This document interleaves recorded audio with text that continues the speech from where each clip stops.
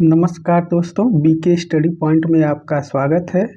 तो हम लोग यूपी प्रीवियस ईयर का यूपी पीसीएल TG2 का 19 मार्च 2021 का जो सेकेंड शिफ्ट का पेपर हुआ था, तो वो पेपर हम लोग यहाँ पर सॉल्व करेंगे और उसको अब इस पेपर के माध्यम से अपनी तैयारी को और अच्छे से कर सकते हैं। तो आइए शुरू करते हैं पहले क्वेश्चन से। किसी चालक के लिए विद्युत धारा घनत्व का संबंध निम्न में से है। तो हम लोग जानते हैं कि विद्युत धारा घनत्व जे से दर्शाते हैं। जे बराबर होता है I/A, यानी कि ये विद्युत धारा, ये है इसका अनुप्रस्थ काट का क्षेत्रफल। तो हमारा तो आंसर हो जाएगा A, यानी कि विद्युत धारा बटे अनुप्रस्थ काट का क्षेत्रफल। जो कंडक्टर होता है, कंडक्टर में जो ये वाला एरिया होता है, इसी को बोलते हैं हम लोग अनुप्रस्थ काट का क्षेत्रफल। और ये पूछा जाता है कि विद्युत धारा घनत्व तो कैसी राशि है, तो एक सदिश राशि है, लेकिन अब जो धारा होता है वो क्या होता है, एक अदिश राशि होती है। तो इस चीज़ को ध्यान दीजिए। हाँ, इसका आपका मात्रक पूछता है तो एम्पियर प्रति मीटर स्क्वायर, ये ध्यान रखना है। तो यानी ये वाला आंसर हमारा सही हो जाएगा। अगला क्वेश्चन है दूसरा कि गैलियम आर्सेनाइड किस प्रकार का पदार्थ है। तो गैलियम आर्सेनाइड क्या है, सेमीकंडक्टर है, जिसमें जर्मेनियम आता है, सिलिकॉन और कार्बन भी आता है, जिसके बाह्य कक्ष में कितने 4 इलेक्ट्रॉन होते हैं। वो किसके अंतर्गत आते हैं, सेमीकंडक्टर। जो 4 से कम होते हैं कंडक्टर के अंतर्गत आते हैं बाहरी कक्षा में, और जो 4 से अधिक होते हैं वो इंसुलेटर यानी कि अचालक या विद्युत रोधी में आते हैं। आगे बढ़ते हैं तो हमारा आंसर क्या हो जाएगा, सी, यानी कि सेमी कंडक्टर या अर्धचालक जिसे बोलते हैं। तीसरा है 3 फेज प्रेरण मोटर के लिए स्लिप एस है, एस सर्पण यानी स्लिप है, तो रोटर के पावर इनपुट के लिए व्यंजन है। तो हम लोगों ने देखिए जो 3 फेज इंडक्शन मोटर है उसमें हम लोगों ने 2 फार्मूला बहुत ही महत्वपूर्ण होता है। एक होता है PG बराबर एस इंटू PRC बराबर, यानी जिसको बोलते हैं रोटर कॉपर लॉस, PRC बराबर S इंटू PG। एक फार्मूला ये बहुत ही महत्वपूर्ण है। और एक होता है आपका, जैसे आपका पूछा है कि एयर रोटर के लिए, तो ये होता है PG बराबर PMECH, यानी जो मैकेनिकल पावर बटा के 1/S होता है। ये बहुत ही महत्वपूर्ण है दोनों। और जैसे इसका आता है जैसे PRC, PG और PMD, यानी तो इसका एक रेशियो याद कर लीजिए, 1:S/1 - S रेशियो। तो ये रेशियो बहुत ही महत्वपूर्ण है।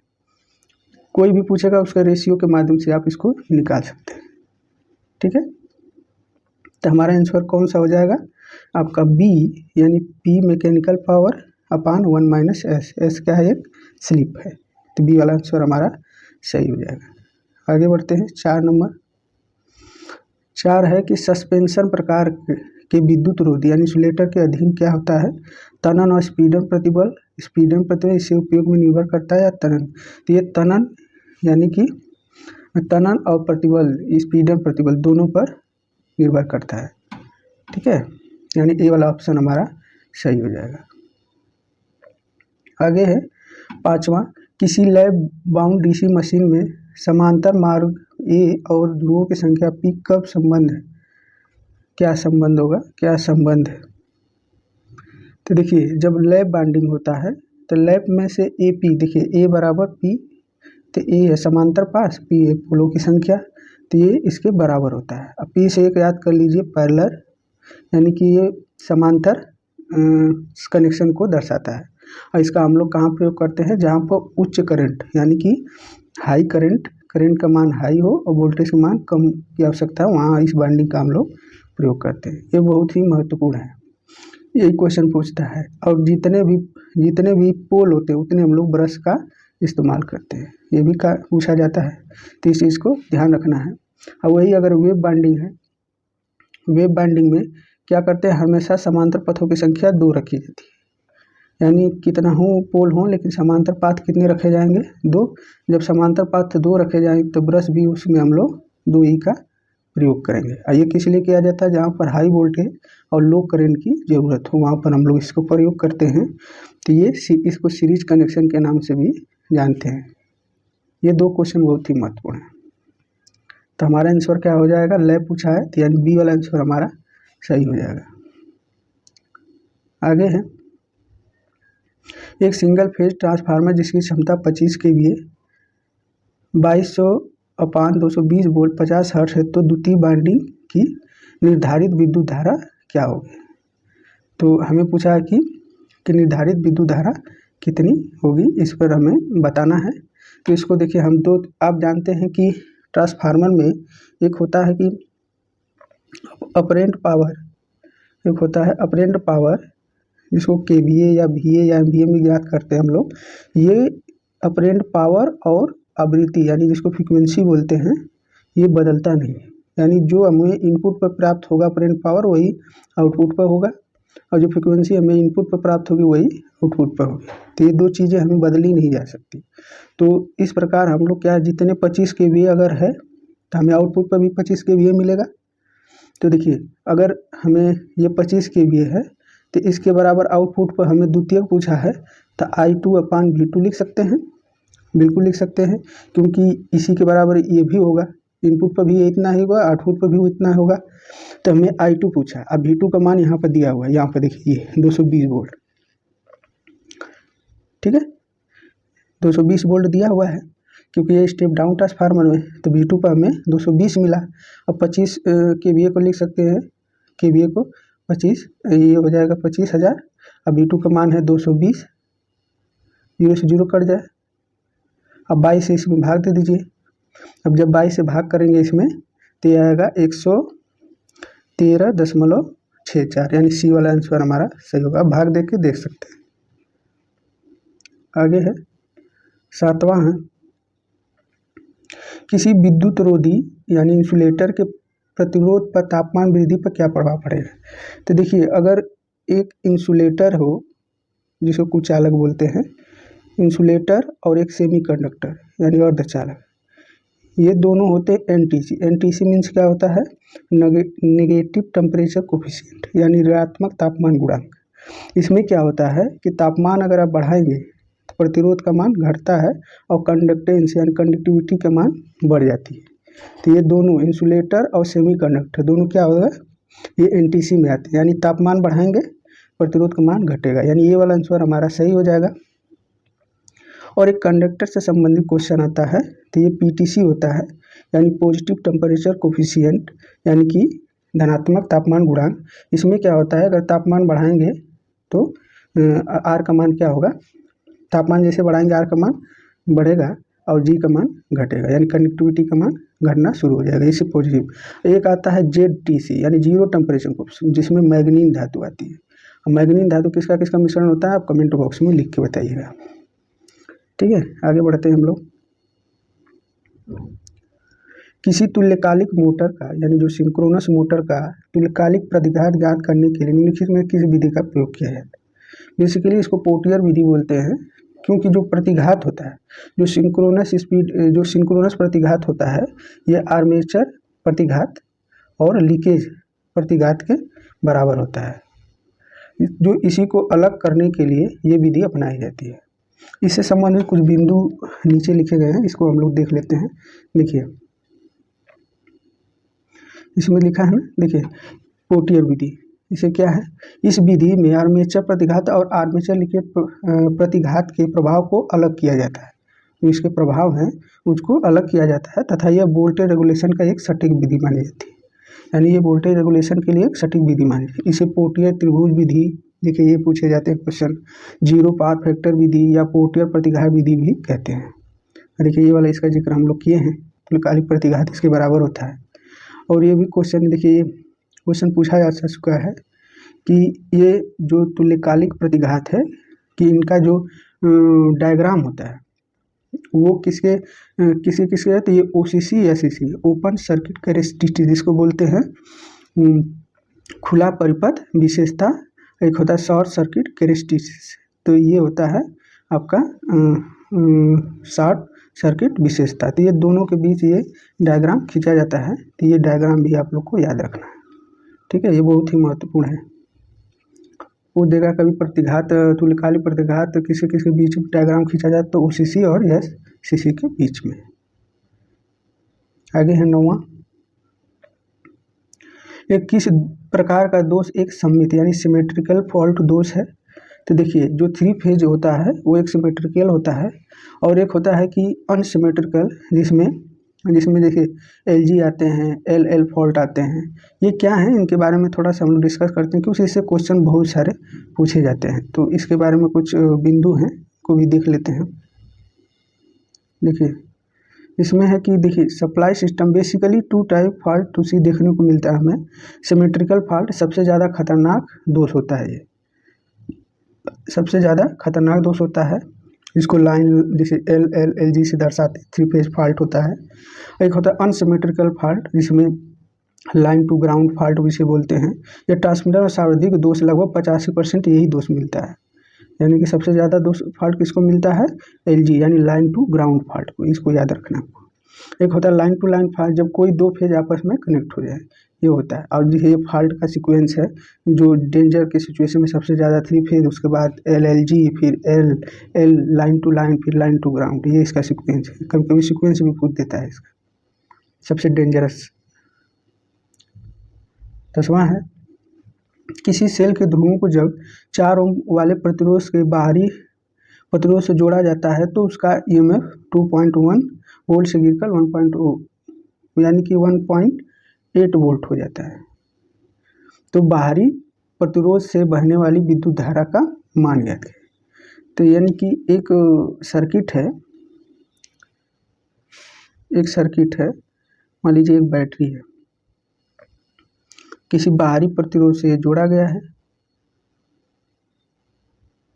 ठीक है। बाहरी प्रतिरोध इस समय था इसका 2.1 था, इसमें कुछ वोल्टेज ड्रॉप हो गया, तभी तो ये गिरकर हुआ। 4 ओम में कुछ वोल्टेज ड्रॉप हुआ, ये ड्रॉप कितना हुआ, तो जो 2.1 था गिरकर कितना हुआ 1.8, यही हुआ ना।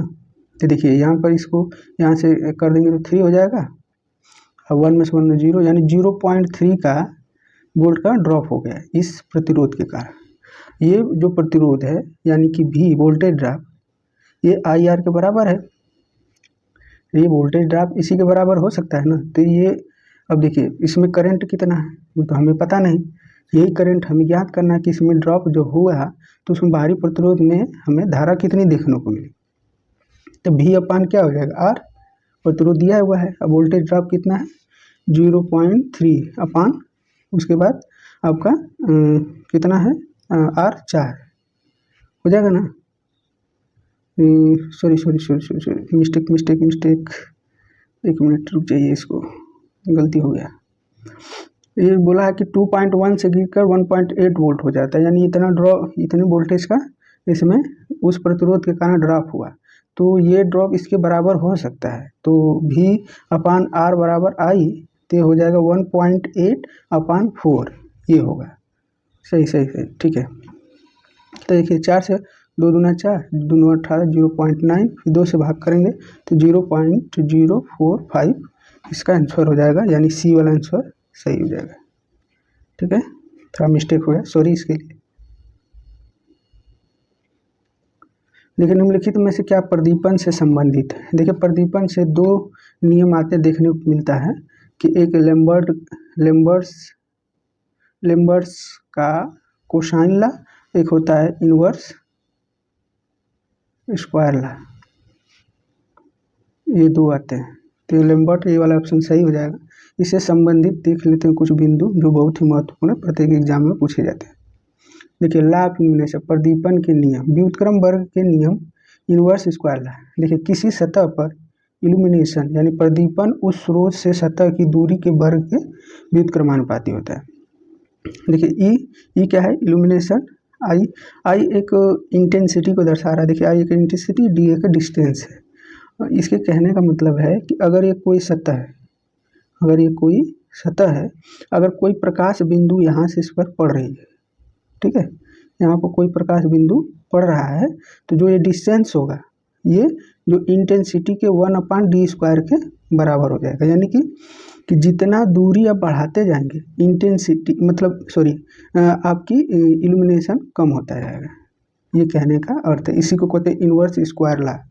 यही चीज़ इसमें दर्शाया गया, इसमें यही चीज़ दर्शाया गया। देखिए ये सोर्स एनर्जी का, इसमें इंटेंसिटी यहाँ से ये एरिया ए मान लिया R1 है, R2 है, R3 है, तो एरिया इसका निकाला है यहाँ पर यही चीज़ें दर्शा रहे हैं। तो ये बहुत ही महत्वपूर्ण है। उसी तरह देखिए ये है आपका लेम्बर्ट का कोज्या नियम। देखिए किसी सतह पर इल्यूमिनेशन यानी ई स्रोत से आने वाली प्रकाश किरण के अभिलंब के कोण के कोसाइन के समानुपाती होता है। अब इसमें क्या है कि अगर ये देखिए ये सतह है, इस सतह को हमने इस कोण पर इसे रख दिया है, तो ये कहने का मतलब कि अगर किसी कोण पर है तो वो क्या होगा, इल्यूमिनेशन के उस कोण के कोसाइन कोण के बराबर हो जाएगा। यानी कि ये वाला इसका संबंध देखने को मिलता है। ये बहुत ही महत्वपूर्ण है क्वेश्चन, ठीक है, ये चीज़ें बहुत ही महत्वपूर्ण है। आगे है किसी 3 फेज इंडक्शन मोटर के लिए यदि एस सर्पण यानी स्लिप है, एन एस तुल्यकालिक गति है और एन मोटर की वास्तविक गति है, तो इसके लिए ये फार्मूला हम लोगों ने पढ़ा था। एन बराबर होता है एन एस इंटू 1-s। एक ये फार्मूला बहुत ही बार ये चीज़ें आती है, ये सिंक्रोनस स्पीड है। और एक आता है आपका कि स्लिप के लिए, तो स्लिप के लिए एक होता है कि स्लिप, तो इसमें होता है N S minus N R होता है, ये है। एक होता है अंशी स्लिप, तो इसको फ्रैक्शनल स्लिप बोलते हैं, तो इसमें एन एस से भाग कर देंगे और इंटू 100 कर देंगे, उसको बोलते हैं फ्रैक्शनल स्लिप। तो इसमें जो एस दिया होता है ना, ये फ्रैक्शनल स्लिप होता है, स्लिप का मान होता है। तो हमारा तो आंसर मिल गया कि मतलब एन एस इंटू 1-s, यानी ए वाला ऑप्शन सही हो जाएगा। लेकिन ये फार्मूला भी बहुत ही महत्वपूर्ण है, इसको भी आप लोग ध्यान दीजिए। हाँ, कभी कभी सिंक्रोनस स्पीड का पूछ देता है, जो सिंक्रोनस स्पीड 1/20 इंटू F/p होता है, इस चीज़ को भी ध्यान देना है आपको, ये याद करने के लिए इसका फार्मूला है। आगे बढ़ते हैं। आगे दिया है डीसी मशीन में इंटरपोल का प्रयोग किस लिए किया जाता है। देखिए कम्यूटेटर पर स्पार्किंग को कम करने के लिए, काउंटर ईएमएफ जिसे बैक ईएमएफ बोलते हैं कम करने के लिए, आर्मेचर करंट को डीसी में परिवर्तित करने के लिए, या मोटर की गति बढ़ाने के लिए। तो इसमें हम लोग क्या करते हैं इंटरपोल में, तो ये क्या करता है, इसका काम है कि कम्यूटेटर पर स्पार्किंग को कम करने के लिए इसका प्रयोग हम लोग करते हैं। जैसे 2-3 क्वेश्चन बहुत ही महत्वपूर्ण बार कुछे जाते हैं। तो इंटरपोल की बाइंडिंग हम लोग क्या करते हैं, तो मेन बाइंडिंग होता है उसके बीच में छोटे जो बाइंडिंग स्थापित की जाती है उसे इंटरपोल कहते हैं। वो डीसी मशीन, डीसी जनरेटर और डीसी मोटर में अलग अलग होती है। जैसे अगर मान लीजिए ये अगर मेन बाइंडिंग है, ये मेन बाइंडिंग है, इसमें NS, तो जो अगर इसका रोटेशनल ए है, जनरेटर के लिए बता रहे हैं, अगर रोटेशनल ए है तो आगे एन की तरफ, जैसे इसके रोटेशनल ए है तो जो एन की तरफ है, जैसे मान लीजिए यहाँ से अगर रोटेशन किया तो मेन पोल एन है, नॉर्थ पोल है, तो ये नॉर्थ के ठीक पीछे वाला पोल यानी ये नॉर्थ होगा, ठीक है। फिर तो ये क्या हो जाएगा, साउथ हो जाएगा, ये नॉर्थ व साउथ। उसी प्रकार इसमें क्या होता है मोटर के लिए, मोटर में अगर ये मेन पोल है एन का, तो अगर इसका रोटेशनल यही है, ठीक है, तो ये क्या है, इसके विपरीत होता है, रोटेशन डायरेक्शन के ध्रुवता पीछे की तरफ होती है। तो अगर ये एन है तो पीछे की तरफ क्या हो जाएगा, एस हो जाएगा। तो इस चीज़ को ध्यान दीजिएगा। इंटरपोल बाइंडिंग क्या होती है, मेन पोल बाइंडिंग की 1/1/3 यानी 1/3 इसकी बाइंडिंग की, मोटे तार के कम लपेट इसको प्रयोग करते हैं हम लोग, ठीक है। तो ये सब चीज़ें याद रखनी है आपको, ये बहुत ही छोटी चीज़ें हैं, बहुत ही महत्वपूर्ण है। देखिए ट्रांसफार्मर की अधिकतम दक्षता के लिए तो आप जानते हैं कि ताम्र हानि बराबर लौह हानि। तो अब इसमें क्या कर दिया है, ताम्र हानि बटे लौह हानि, तो बराबर क्या हो जाएगा, 1 हो जाएगा, यानी डी वाला आंसर सही हो जाएगा। देखिए यदि एक बीजेटी को एम्पलीफायर के रूप में कार्य करना हो तो उसे किस क्षेत्र में, तो उसे एक्टिव मोड में हमें रखते हैं, यानी बी वाला ऑप्शन सही हो जाएगा। इन सब है इन्वर्टेड मोड, फिर saturation mode, cut off region, ये सारी चीज़ें बहुत ही महत्वपूर्ण है। देखिए इसीलिए मैंने एक स्लाइड तैयार किया है इसका। इसमें से कोई ना कोई क्वेश्चन जरूर आता है। जैसे इसमें देखिए ये एक आपका जो ट्रांजिस्टर है, इसमें junction emitter base, junction collector base है। ये ट्रांजिस्टर की कंडीशन क्या होती है, हम लोग प्रयोग कहाँ करते हैं। देखिए अगर जंक्शन इमीटर बेस फॉरवर्ड में है और कलेक्टर बेस रिवर्स में है तो एक्टिव मोड कहलाता है। ये एम्पलीफायर में यूज करते हैं। उसी प्रकार अगर ये रिवर्स में है, ये फॉरवर्ड में है तो इसको इन्वर्टेड मोड कहते हैं। ये इंटुलेशन में प्रयोग करते हैं हम लोग। ये फॉरवर्ड तो इसको सेचुरेशन मोड बोलते हैं। ये क्लोज सर्किट की तरह व्यवहार करता है। और जब ये रिवर्स में चला जाता है तो इसको कट ऑफ रीजन मोड कहते हैं। ये ओपन सर्किट की तरह व्यवहार करने लगता है। तो ये सारे जितने भी रीजन है बहुत ही महत्वपूर्ण है। देखिए भू संपर्कित परिणामित यानी अर्थिंग ट्रांसफार्मर का प्रयोग कब किया जाता है, जब न्यूट्रल उपलब्ध नहीं होता है तो हम लोग अर्थिंग ट्रांसफार्मर का प्रयोग करते हैं। आगे है कि घर के वायरिंग की प्रणाली का चयन करते समय निम्न में से किस कार्य पर विचार नहीं किया जाता। कास्ट का तो बिल्कुल विचार करेंगे भाई, महंगा कितना है, वो बजट में होना चाहिए। कोई भी इंस्टॉलेशन कहाँ पर आप स्थापित कर रहे हैं, ये चीज़ें और सेफ्टी और सिक्योरिटी तो बहुत ही ज़रूरी है। या नंबर ऑफ पीपुल, यानी कि हमें डी की आवश्यकता नहीं है कि उस मकान में कितने व्यक्ति रहें। वो तो हमें इंस्टॉलेशन के माध्यम से कितना हमें स्थापित करना, कितना सेफ्टी रखना है, इसकी लागत क्या होने वाली, ये ही महत्वपूर्ण है। यानी कि डी वाला ऑप्शन सही हो जाएगा। देखिए ये है दिए गए परिपथ में आई एक्स का मान ज्ञात करना है। देखिए ये जो लूप की तरह दिख रहा है तो इसमें हम लोग केवीएल लगा देंगे। देखिए केवीएल क्या कहता है कि जो टोटल वोल्टेज होता है और ड्रॉप इक्वल टू 0 किसी भी परिपथ के लिए। तो पहले वोल्टेज जो है, देखिए यहाँ से वोल्टेज तो 3 वोल्ट, तो यहाँ से निकला तो माइनस, यानी -3 वोल्ट, प्लस यहाँ से निकलेगा माइनस तो -1 वोल्ट, फिर यहाँ से निकलेगा माइनस तो माइनस, तो यहाँ पर वोल्टेज ड्रॉप दर्शाएगा। तो ये आई एक्स यहाँ पर है और 10 ये है, तो वोल्टेज ड्रॉप आई आ रहा है, तो आई एक्स का मान ज्ञात करना है तो आई एक्स इंटू 10 हो जाएगा। ठीक है, तो ये -4 माइनस आई एक्स 10 हो जाएगा। जब इसको सॉल्व करेंगे तो आई एक्स बराबर ये हो जाएगा 10 अपान के -10। तो इसको भाग करेंगे इसमें तो ये आएगा 0.4 एम्पियर। तो इसको मिली में दिया हुआ है, तो इसमें क्या करेंगे हम लोग, वो 10 के घाते -3 से गुणा कर देंगे तो ये आएगा 400 मिली एम्पियर। ये मिली में दिया हुआ है, सॉरी ये एम्पियर में लिखा हुआ है, मिली में है आंसर। ठीक है, यानी सी वाला आंसर सही हो जाएगा।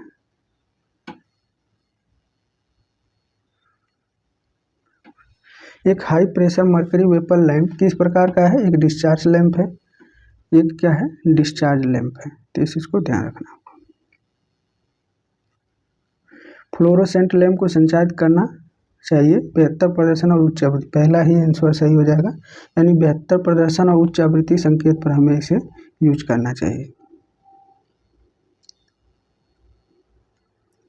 जिन पदार्थों में अस्थायी चुंबकीय द्विध्रुवों का अभाव होता है वो कहलाते हैं, अभाव होता है मतलब अस्थायी चुंबक नहीं बनाए जा सकते, तो ये डायमैग्नेटिक पदार्थ होते हैं जिनकी क्या होती है चुंबकशीलता 1 से कम होती है, 1 से अधिक और 1000 तक फेरोमैग्नेटिक, पैरामैग्नेटिक पर होता है 1 से थोड़ा अधिक। आगे है 22 नंबर, एक डायोड के जेनर क्षेत्र के गुण का प्रयोग करता है।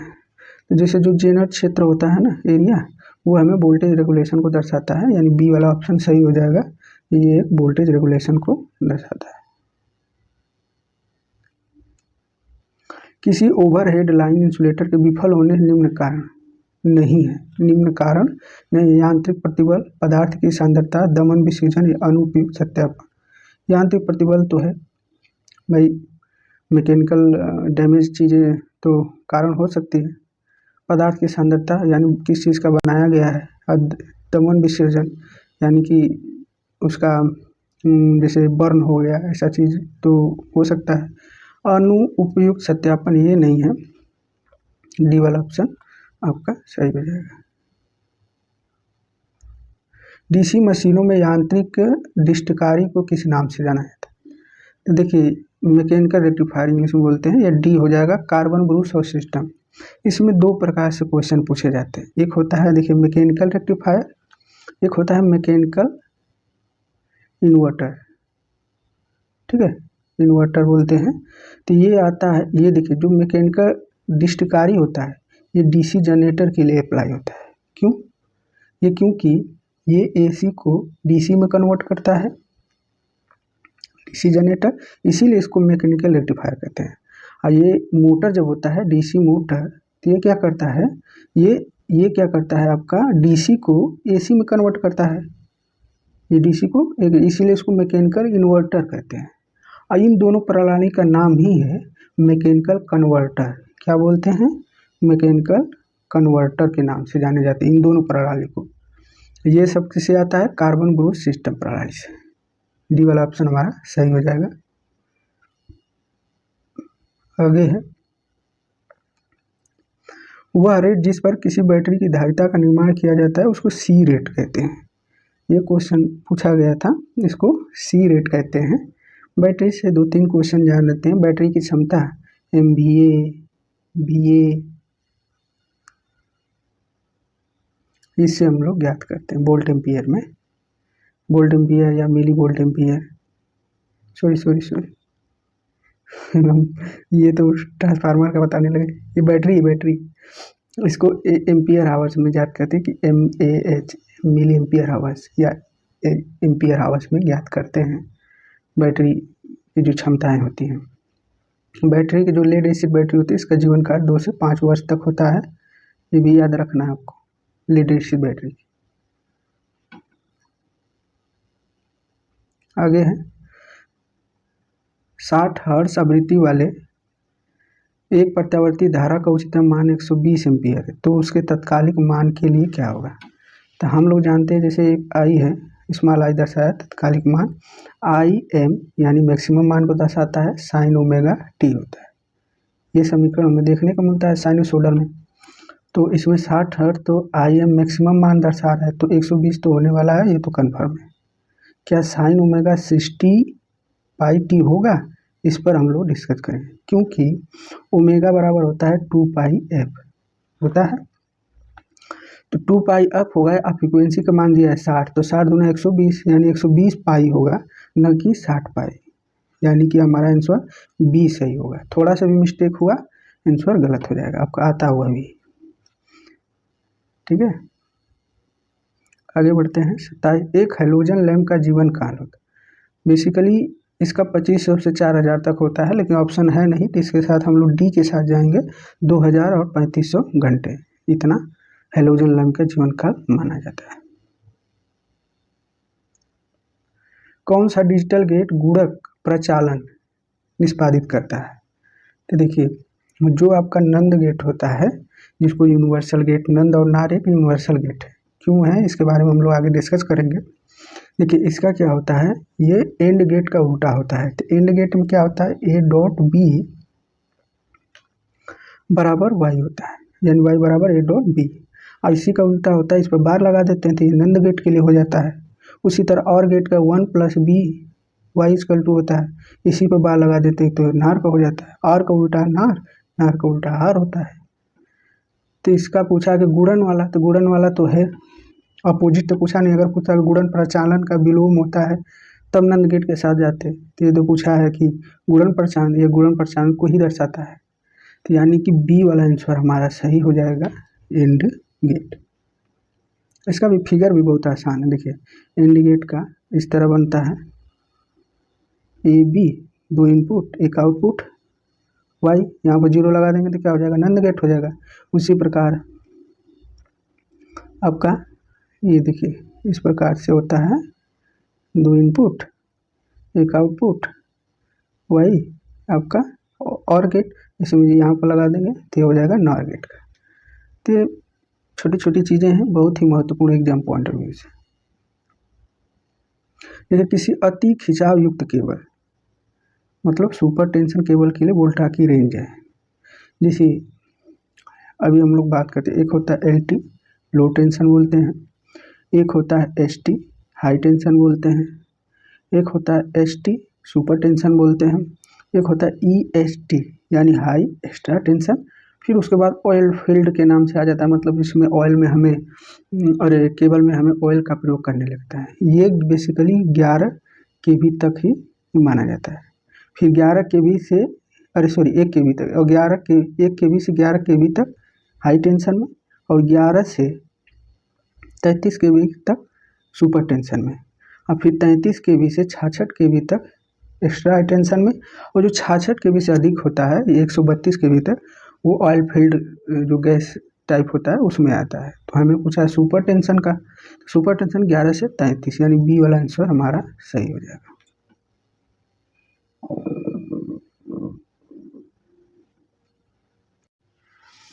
तो तीसरा और आज का ये लास्ट होगा। निम्नलिखित में से कौन सा कन्वर्टर डीसी संचालित प्रणाली में प्रयोग किया जाता है। देखिए डीसी संचालित प्रणाली में कौन सा प्रयोग किया जाता है हमारा, इसको बोलते हैं हम लोग इसको बोलते हैं हम लोग डीसी टू डीसी कन्वर्टर, इसको चॉपर का नाम देते हैं हम लोग। तो यानी ऑप्शन कौन सा हो जाएगा, सी, यानी कि DC to DC. AC to AC उसको बोलते हैं साइक्लो कन्वर्टर, ऊपर वाला ही ये आंसर होगा। चक्री कन्वर्टर इसको साइक्लो कन्वर्टर के नाम से आते हैं। और डीसी टू एसी कन्वर्टर इसको क्या हम बोलते हैं हम लोग, डीसी से एसी इन्वर्टर के रूप में हम लोग इसको। ठीक है, तो ये वीडियो आपको कैसा लगा कमेंट बॉक्स में ज़रूर लिखें, और ज़्यादा से ज़्यादा अपने मित्रों में शेयर करें। आज के लिए बस इतना ही। जय हिंद, जय भारत।